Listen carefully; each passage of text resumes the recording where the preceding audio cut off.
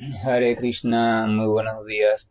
Namo Vishnu Padaya Krishna Prestaya Bhutale Srimate Bhaktivedanta Swaminiti Namine Namaste Saraswate Deve Gauravani Prasharine Nirvisesa Sunyavadi Pashatya Deshatarine Jaya Sri Krishna Chaitanya Prabhu Nityananda Sri Advaita Gadadhara Sri Vasadi Gaura Bhaktavrinda Hare Krishna, Krishna Krishna, Hare Hare, Hare Rama, Rama Rama, Hare Hare. Hare Krishna reiterado. Continuamos con las lecturas y reflexiones sobre textos del Bhagavad Gita. Habíamos dicho ayer que habíamos concluido con el capítulo número 9, que se titulaba El conocimiento más confidencial, y entonces comenzaremos con el capítulo número 10, que se titula La opulencia del absoluto. El verso número 1 del capítulo número 10 dice lo siguiente: La suprema personalidad de Dios, Krishna, dijo: vuelve a escuchar, oh Arjuna, el de los poderosos brazos.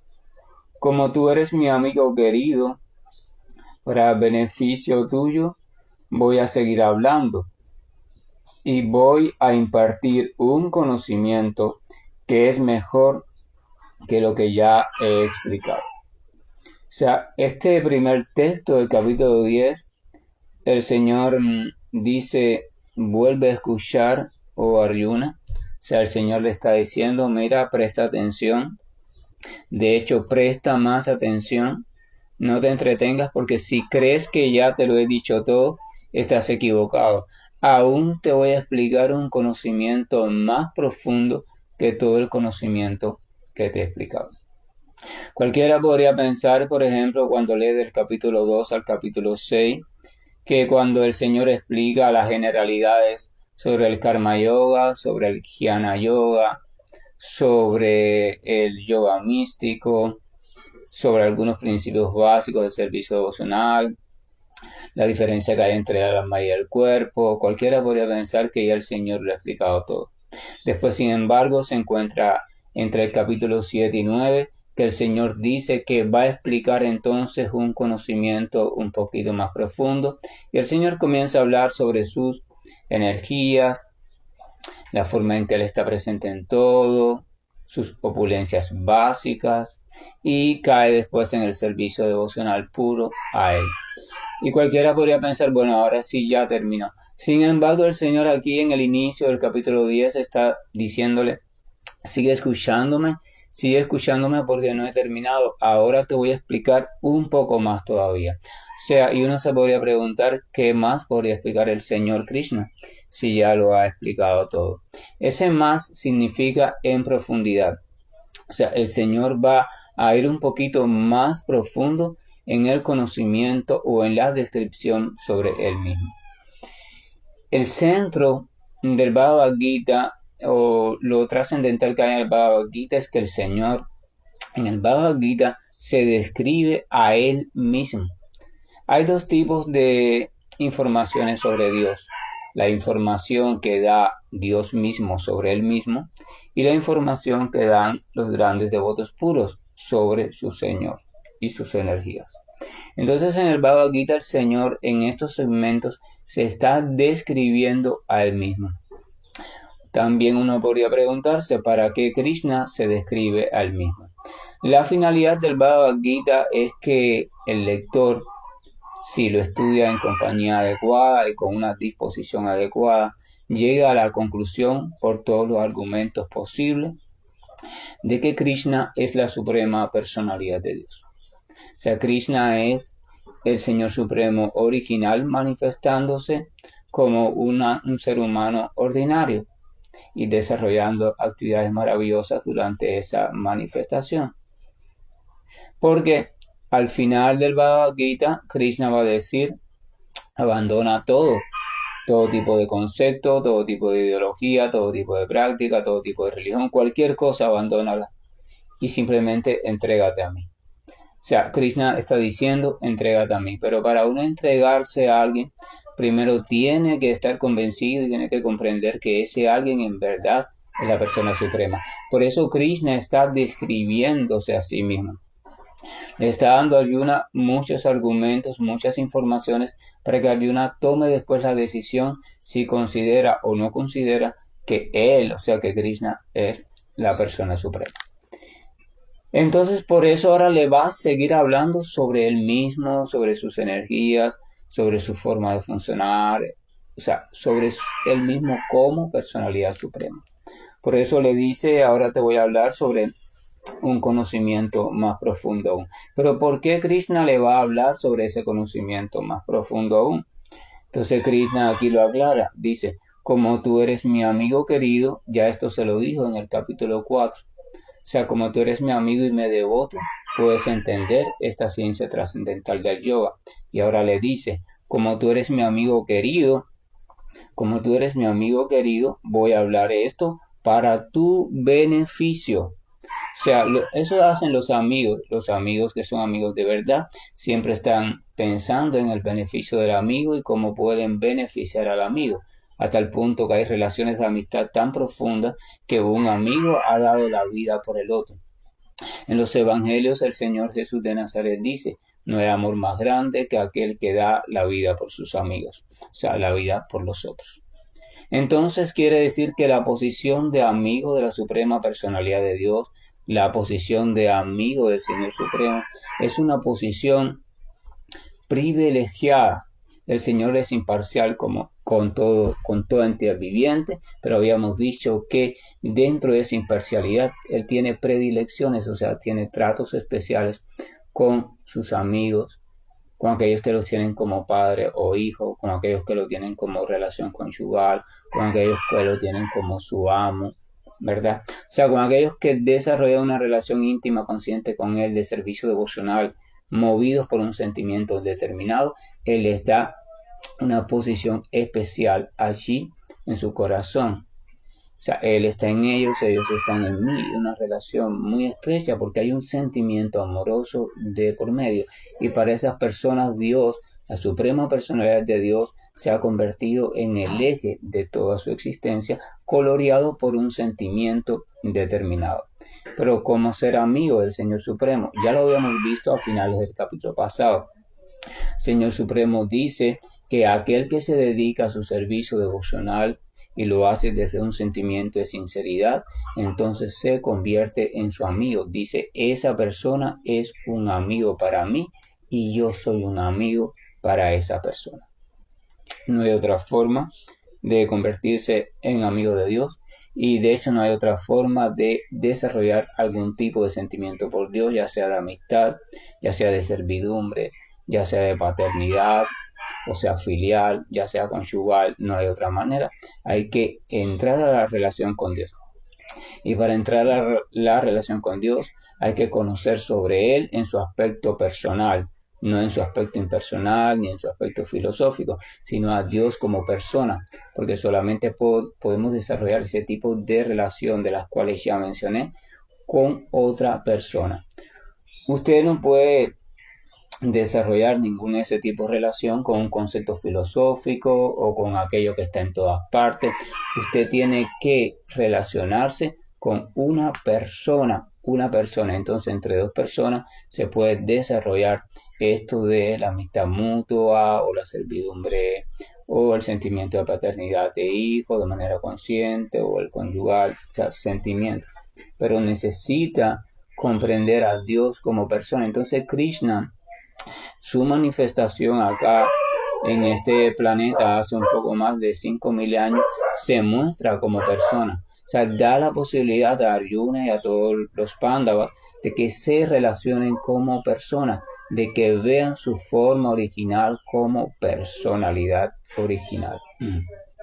Entonces dice que le va a explicar este conocimiento un poco más profundo para beneficio suyo y por eso va a seguir hablando. Entonces, en el verso número 2 dice lo siguiente: ni las legiones de semidioses, ni los grandes sabios conocen mi origen ni mis opulencias, ya que en todos los aspectos yo soy la fuente de los semidioses y de los sabios. Esto es muy profundo porque el Señor está hablando de quizás las dos categorías de entidades vivientes más elevadas que hay en cuanto a nivel de conciencia dentro del plano general de conciencia material. El Señor está hablando de los semidioses encabezados por Brahma y el Señor está hablando de los grandes sabios encabezados por Narada Muni. Entonces quiere decir que el Señor está tomando como referencia a las posiciones más elevadas a las cuales se puede alcanzar dentro del plano de conciencia material. Esas entidades vivientes que están en esas categorías o posiciones muy elevadas, sin lugar a dudas, disponen de un gran conocimiento, de una gran facultad de inteligencia y están situados en planos de comprensión mucho más elevados que los pobres planos de comprensión en los que estamos nosotros. ¿Ok? Por tanto, son muy superiores desde ese punto de vista y desde otros puntos de vista a la existencia que nosotros estamos llevando. Sin embargo, a pesar de que esas entidades vivientes en sus planos elevados están viviendo en una forma muy superior a nosotros, incluyendo su pureza de conciencia, a pesar de que siempre están tratando de pensar en el Señor y de comprenderlo, o sea, ellos siempre están filosofando sobre el Señor Supremo.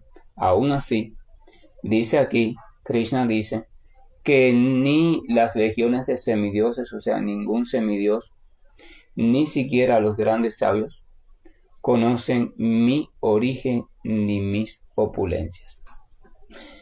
El Señor está explicando que a través de la especulación mental, a través del ejercicio mental de conocer o descubrir las particularidades de Dios, aun que te pases mucho tiempo en ese tipo de ejercicio, aunque llegues a comprender muchas cosas, no puedes por ese camino llegar a comprender las cosas más íntimas, o sea, lo que se refiere a la personalidad de Dios, porque la comprensión del origen y las opulencias de Dios, la comprensión de las particularidades personales de Dios, solamente se pueden comprender en Dios como persona. Pero para llegar a ese Dios como persona, evidentemente, el único camino que hay diseñado es el camino de el establecimiento de la relación a través del servicio devocional. Ni el karma yoga, o sea, los rituales o las actividades bondadosas o actividades prescritas, conductas apropiadas para avanzar en este mundo, ni el jnana yoga o el yoga del conocimiento o la discusión filosófica sobre el Vedanta Sutra o otros tipos de literatura védica, o sea, la especulación mental sobre qué es Dios, qué es la verdad absoluta, cuál es su forma, su origen, ni al dhyana yoga, o sea, el yoga de la meditación en un aspecto de Dios, que es el aspecto de superalma localizado en el corazón de toda entidad viviente. Ninguno, absolutamente ninguna práctica, ningún sendero te puede llevar al conocimiento profundo sobre el Señor como persona original de todo lo que existe.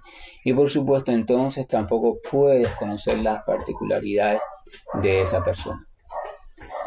A través de esos diferentes caminos puedes llegar a comprender incluso la materia, puedes llegar a comprender los universos, a tener todos los conocimientos con relación a la energía material, puedes llegar incluso a manejar de cierta forma toda esa energía material, la burda y la sutil, puedes llegar incluso a descubrir al Señor Supremo o a esa fuente como algo presente en todas partes, como algo que es un resplandor indescriptible, que da un bienestar indescriptible.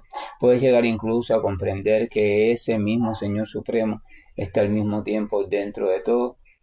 Puedes llegar a comprender todo eso.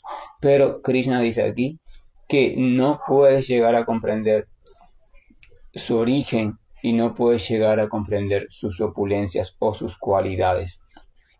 La palabra Bhagavan significa, ya lo he explicado otras veces, que el Señor Supremo tiene 6 cualidades en plenitud. A ver, la palabra Bhagavan se emplea para nombrar a cualquier personalidad que tenga cierta relevancia o importancia o tenga ciertos poderes. Pero la palabra Bhagavan en su expresión máxima se refiere al Señor Supremo, porque el Señor Supremo es el que tiene en su expresión máxima todas las cualidades y todos los poderes. Si revisamos literatura védica o escuchamos discursos de algunas personas introducidas en la cultura védica, incluso vemos que algunos le llaman Bhagavan. No, porque Bhagavan dijo, incluso algunos discípulos le llaman a sus maestros Bhagavan. Bhagavan me dijo, Bhagavan me enseñó, y ese término está bien empleado, porque simplemente se refiere a alguien que tiene una autoridad por encima de ti, porque tiene ciertas cualidades que tú en este momento no tienes, y por tanto tienes cierto poder.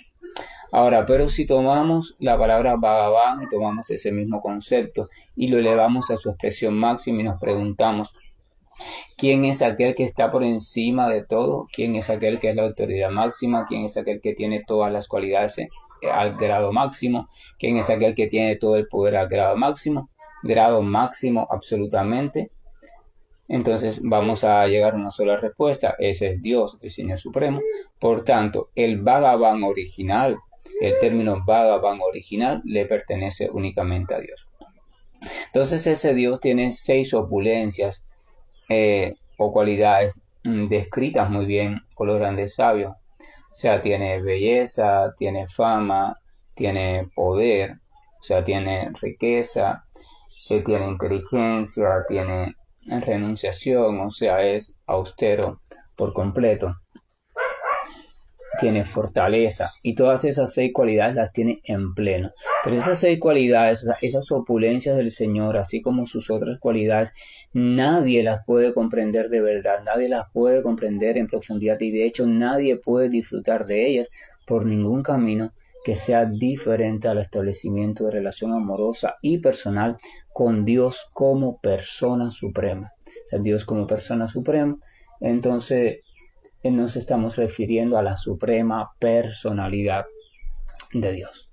Entonces Krishna está diciendo que el camino de la especulación filosófica, el camino de la sabiduría, el camino de todos los caminos que puedan establecer pertenecientes a este mundo, ninguno de ellos les puede llevar al conocimiento íntimo de él. Uno se podría preguntar por qué, y el Señor explica por qué. Dice, porque yo soy la fuente de los semidioses y de los sabios. O sea, por ejemplo, vamos a imaginar un río. Ese río evidentemente surge de un manantial y después a lo largo del camino se va alimentando de otros ríos que se interconectan con él o de otros manantiales cuyo flujo de agua entra a este río principal. Ahora, el río puede conocer su cauce, o sea, su camino, los lugares por los cuales él va pasando. El río puede llegar incluso a conocer su propia agua, o sea, puede llegar en un esfuerzo máximo a conocerse a sí mismo y puede incluso explorar, incluso llegar hasta el punto de partida donde él nace como río. O sea, él nace como río en aquel lugar donde las aguas del manantial llegan a la superficie de la tierra. O sea, el río podría llegar en su busca de conocimiento hasta ese origen. O sea, yo comienzo aquí. Pero el río no puede conocer el origen del manantial de donde él nace.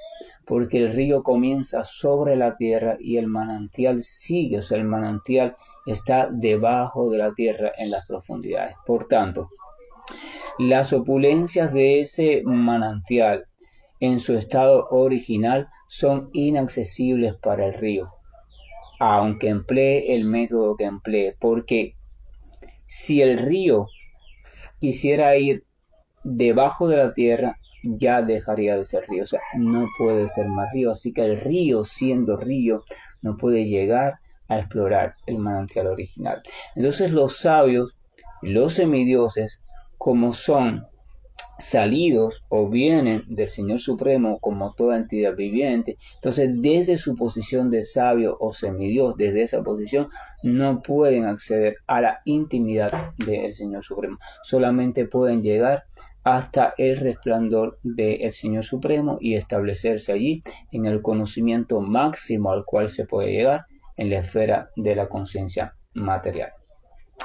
Entonces, ¿qué forma tengo? Quiere decir que nadie, ninguna entidad viviente puede acceder a la intimidad del Señor Supremo. Sí puede acceder, pero entonces tiene que trascender su posición. O sea, tiene que ir más allá de ser sabio o de ser semidios. Tiene que trascender a una posición espiritual. Y la única forma de trascender a una posición espiritual es entregándose por completo a una relación y un contacto directo con la suprema personalidad de Dios. No hay otra manera. Las otras maneras nos preparan y nos acondicionan. Es como la novia, que la visten, la preparan y la maquillan para la boda. Pero la boda no ocurre y no puede ocurrir hasta que no aparezcan, o sea, no se junten novia y novio. O sea, los maquillistas, las costureras, los sastres, lo que sea, preparan a la novia y la entrenan para que esté lista para entregarse al novio. Pero ellos no pueden hacer el papel del novio, ni ellos pueden sustituir al novio, y mucho menos ellos pueden entregarse al novio, porque es solo la novia, una vez alistada, la que se encuentra con el novio. Santa Teresa de Ávila lo describe de la siguiente manera, dice, y amada en el amado transformada.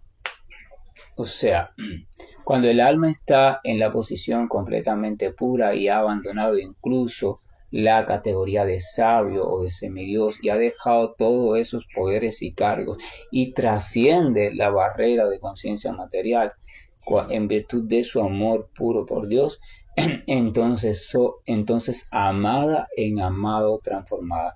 Entonces el alma viene a ser completamente de la misma naturaleza de Dios de manera consciente. Y desde esa propia naturaleza puede disfrutar a plenitud de una relación interminablemente amorosa con el Señor Supremo. Entonces es eso. Y entonces Krishna está diciendo, por tanto, mira, Arjuna, no te encamines ni por esta vía, ni por aquella, ni por aquella. Si en verdad tú quieres conocerme a mí, si en verdad, entonces simplemente tienes que entregarte al servicio devocional. Tienes que entregarte a mi persona. Y decimos que el servicio devocional comienza por escuchar hablar sobre Dios. Entonces, si el servicio devocional empieza por escuchar hablar sobre el Señor Supremo y todas sus cualidades tan maravillosas y la relación con sus devotos puros a lo largo de los tiempos inmemoriales, por eso Krishna está siguiendo hablar sobre él, o sea, siguiendo hablando sobre él mismo. Él va a seguir hablando sobre él mismo para que Arjuna siga escuchando y escuchando y escuchando, porque el servicio devocional comienza por escuchar. Si usted no escucha sobre Dios y no escucha de un modo apropiado, entonces usted nunca podrá sentir en usted el interés por el servicio devocional, porque para sentir interés por el servicio devocional, primero tiene que surgir la fe, y después esa fe tiene que ir fortaleciéndose, usted tiene que asociarse con devotos, usted tiene entonces que desear en su corazón intensamente, querer entrenarse en ese método conocido como servicio devocional. Después que entonces usted, lo veíamos ayer también, acepta, o antes de ayer, acepta una guía, esta guía lo intuye, le indica la sadhana que tiene que seguir según sus propias cualidades, entonces usted la sigue disciplinadamente y la finalidad de esa sadhana es irlo purificando de los anartas o de las impurezas que le impiden funcionar como lo que usted es originalmente. Decíamos que Dios o la personalidad de Dios está ahí constantemente. Somos nosotros los que no estamos en la disposición adecuada para entrar en un contacto directo con Él. O sea, para despertar nuestra conciencia espiritual. Por tanto, lo que hay que hacer no es intentar alcanzar a Dios. Dios está ahí. Es simple. Cualquiera lo puede alcanzar. Lo que hay que hacer es corregir aquello que nos impide alcanzarlo, aquello que está interpuesto, que nosotros mismos hemos interpuesto entre nosotros y la suprema personalidad de Dios. Hay una frase vinculada al Islam donde Alá le dice a Mahoma, hay 7000 velos entre tú y yo, pero ninguno entre yo y tú. O sea, Dios está diciendo, hay muchos velos entre tú y yo. O sea, velos que te impiden entrar en contacto directo conmigo, pero no hay ninguno entre yo y tú. Eso quiere decir que los velos, los obstáculos, los muros, los ha ido construyendo la propia entidad viviente, pero de parte de Dios no hay ningún muro. Dios no tiene ningún código secreto para acceder a él. Dios no tiene candados en su puerta. Dios no está para nada.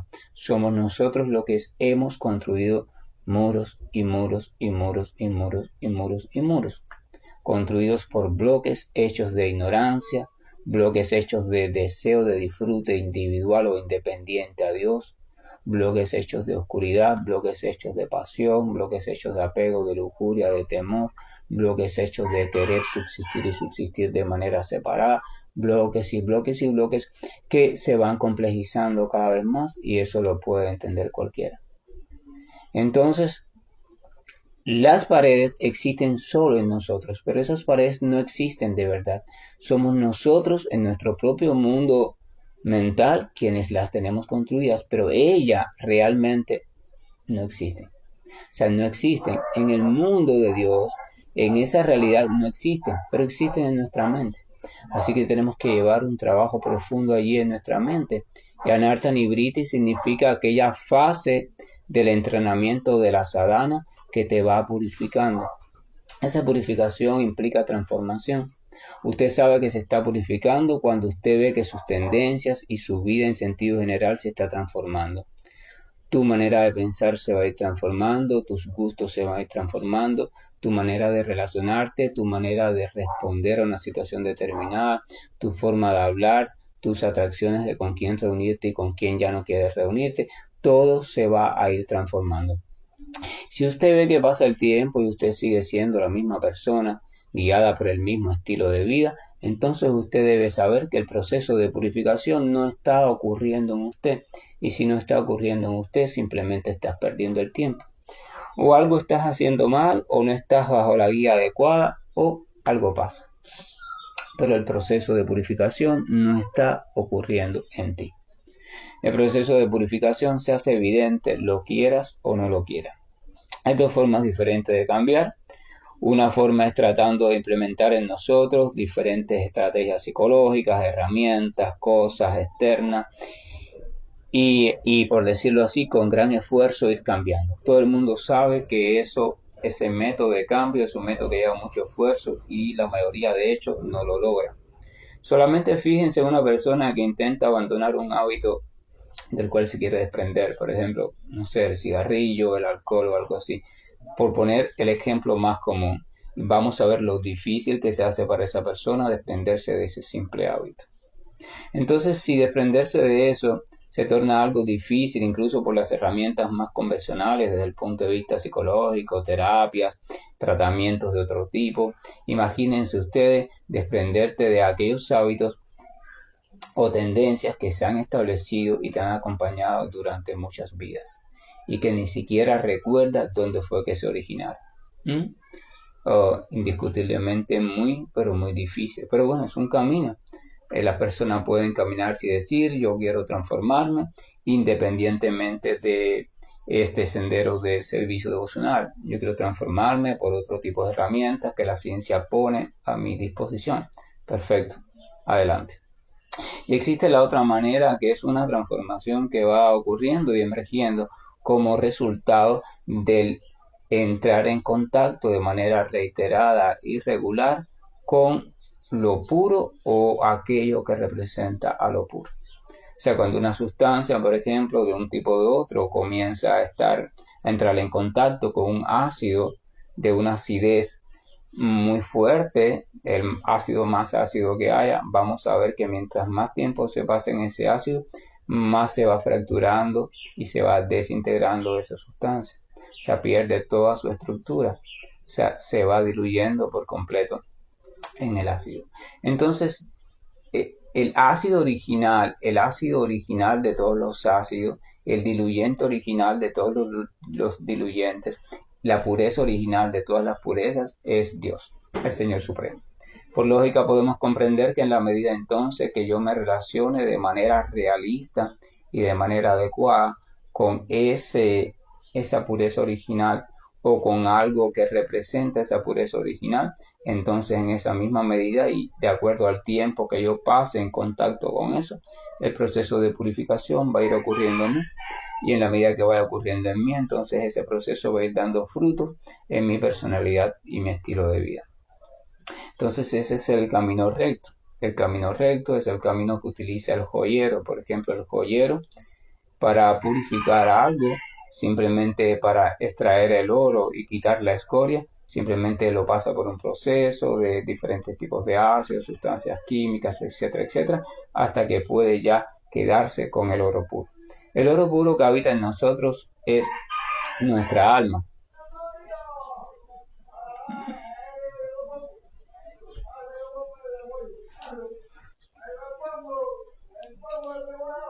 Hubo un problema acá de conexión. La llamada se cayó y estoy intentando reconectar. Hubo un problema de conexión, la llamada se cayó y bueno, ahora reconectó. Entonces, podemos ver que decíamos que mientras más tiempo yo trate de relacionarme o estar en contacto con esa pureza original o con representantes de esa pureza original, entonces en esa medida mi proceso de purificación, si es que sinceramente me dejo transformar, ocurre muy rápido. El proceso de purificación puede durar vidas y vidas y vidas, o puede pasar en una sola vida, o puede pasar en meses, o puede pasar en un día, o puede pasar en el tiempo. No tiene un tiempo preestablecido. Por ejemplo, en las ciencias psicológicas usted habla de un trastorno adaptativo y comúnmente se dice, bueno, como promedio, el ser humano promedio tiene un tiempo de 2 meses y se supone que en 2 meses ya él procese toda la situación y se encamine y busque un nuevo rumbo en su vida. Si la persona lleva más de 2 meses metida en la oscuridad de la situación que le pasó y no se ha adaptado a ella, entonces habla de un trastorno adaptativo. Bueno, en la espiritualidad no es así, el proceso de purificación espiritual no tiene un tiempo preestablecido. Nadie puede decir, el proceso te va a durar 4 vidas, te va a durar 1 vida, te va a durar 5 años, 2 meses, 1 día, no, porque eso depende de, primero, nuestra disposición, o sea, nuestra disposición, nuestro verdadero deseo de entregarnos a Dios y de ser transformados y por tanto bajar todas nuestras defensas, depende de eso primero, y depende entonces de la entrega, o sea, del tiempo que nosotros le dediquemos de manera sincera a entrar en relación con el Señor Supremo, de manera indirecta por supuesto, o sea, a través de algo que representa al Señor Supremo. Esta manera de entrar en contacto con el Señor Supremo se llama servicio devocional. O sea, cuando usted escucha hablar sobre el Señor Supremo, sus pasatiempos, características, cualidades, etcétera, etcétera, como esto que le explica acá en el Bhagavad Gita, cuando usted comienza a recordar aquello que usted escuchó sobre el Señor Supremo, cuando usted comienza a repetir, a hablar o a cantar sobre el Señor Supremo, cuando usted comienza, por ejemplo, en un templo donde hay alguna figura que representa al Señor Supremo, a hacerle ofrenda o a ir allí, limpiar, o sea, brindar un servicio allí. Cuando usted emite o eleva oraciones al Señor Supremo, cuando usted te entrega, o sea, recursos los pone en función de la prédica o de obras relacionadas al Señor Supremo, cuando usted actúa como amigo del Señor Supremo, cuando usted se entrega por completo al Señor Supremo. O sea, todas esas actividades se llaman servicio devocional porque tienen como referencia u objeto al Señor Supremo. Entonces, a través de esas actividades, si usted se da cuenta, usted está entrando en contacto indirectamente, por supuesto, porque lo está haciendo desde la conciencia material todavía, con el Señor Supremo. Pero si usted lo hace con una intención de que usted se quiere transformar completamente y usted tiene la compañía adecuada y la guía adecuada, entonces de seguro ese proceso de purificación va a ocurrir en usted a gran velocidad. O sea, tenemos nosotros también en nuestras manos la capacidad de determinar cuán rápido o menos rápido el proceso de purificación puede suceder en nosotros. Ese proceso de purificación no depende de nada más. Dios siempre está dispuesto. La sustancia pura permanece allí por siempre. O sea, Él no va a salir corriendo. Entonces quiere decir que todo queda en nuestras manos. El proceso, la situación, lo que va a pasar, queda de nuestras manos. O sea, queda en nuestra decisión, nuestra entrega y nuestra sinceridad. Pero para eso cada cual tiene que llegar a su debido tiempo a esa conclusión. O sea, hay personas que quizás se van a demorar más o menos porque van a empezar a cuestionar, pero bueno, ¿por qué no? ¿Por qué yo tengo que dejar esto? ¿Por qué tengo que hacer aquello? ¿Por qué si mi camino me puede guiar también al mismo lugar? ¿Por qué si? O sea, las personas se van a empezar a cuestionar por qué tengo que ir, por qué tengo que tomar el servicio devocional. O sea, las personas se van a cuestionar realmente eso. Y bueno, cada cual, según sus propias defensas mentales, accederá o no accederá al sendero del servicio devocional. Pero si no accedes a ese sendero, entonces debes saber que ni aunque te conviertas en el sabio más grande ni en el semidios más elevado, podrás alcanzar realmente el conocimiento, la comprensión y la entrega total a la suprema personalidad de Dios. Entonces esto se queda para reflexión porque tenemos una decisión muy importante que tomar. La decisión es la siguiente: ¿hasta qué punto me quiero entregar a Dios y a servir al Señor? Entonces así vemos que la conexión está bastante mala. Y entonces ya de todas formas la grabación está hecha de manera íntegra y las pondremos mañana y la compartiremos para que puedan escuchar aquellos fragmentos que no escucharon cuando la conexión se interrumpió. Que la gracia y el amor de nuestro Señor nos acompañe hoy, que sobre todo seamos lo suficientemente lúcidos para sentarnos con nosotros mismos y preguntarnos hasta qué punto de verdad yo quiero transformar mi vida y entregarme por completo a una relación profunda, íntima y personal con el Señor Supremo. Esa es una pregunta importante y seria que tenemos que responder. Hare Krishna, buen día, y estoy finalizando la llamada. Hare Krishna, Krishna Krishna, Hare Hare, Hare Rama, Rama Rama, Hare Hare, Hare Krishna.